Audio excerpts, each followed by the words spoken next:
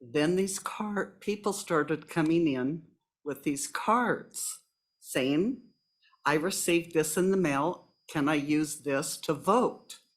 Well, I hadn't read the card yet. And so, the answer is yes.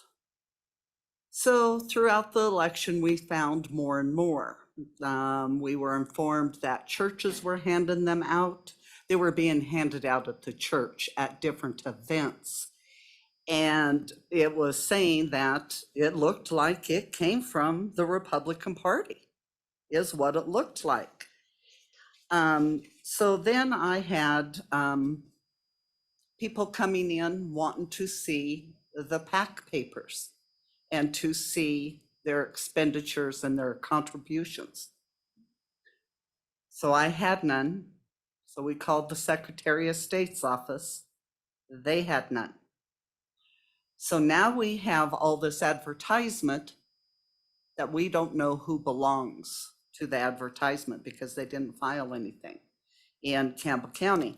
I'm saying they took this in that was sent to them, and we have no information on who. Well, they filed a corporation or with the Secretary of State's office, and they filed this federally.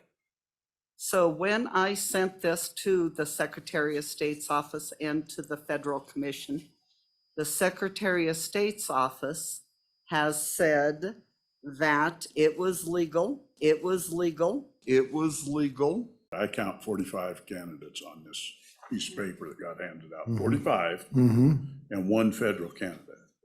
So it's clearly a move, in my opinion, to get around the reporting requirements. It's clear, and the state requirements are much different than the federal.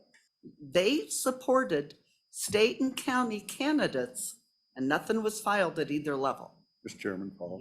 Yeah, I agree fully with that. What's appropriate to discourage people from going around? It's clear to me this was an effort to go around the law. They will, next time they just won't, they'll say, well, I'll send a check for $500 and we'll just ignore it.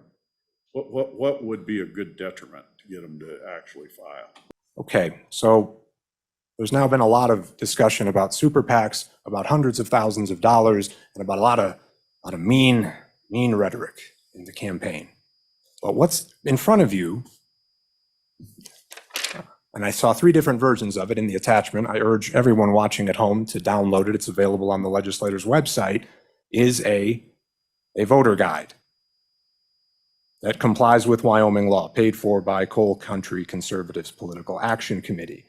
It doesn't, where's the negativity on here? What's offensive about this other than the unique spelling of the word sheriff?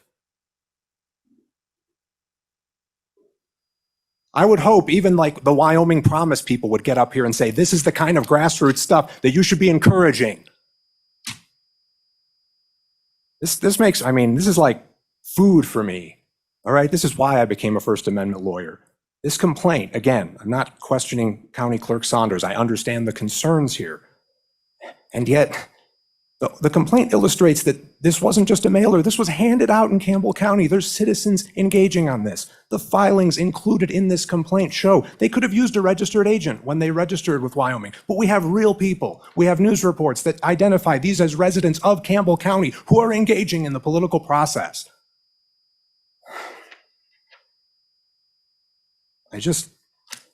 Man, why? And Senator Driscoll, it pains me that they have registered with federal and the state. This has all the markings of people trying to comply with the law. $1,800. They're going to pay my billable hourly rate or any campaign finance lawyer to go out there and really show them how it's done. I urge you, please. There's so much. That same problem, this aspersions, this idea we're finding any reason to find people doing nothing but good political First Amendment speech. As I walk through the valley of the shadow of death,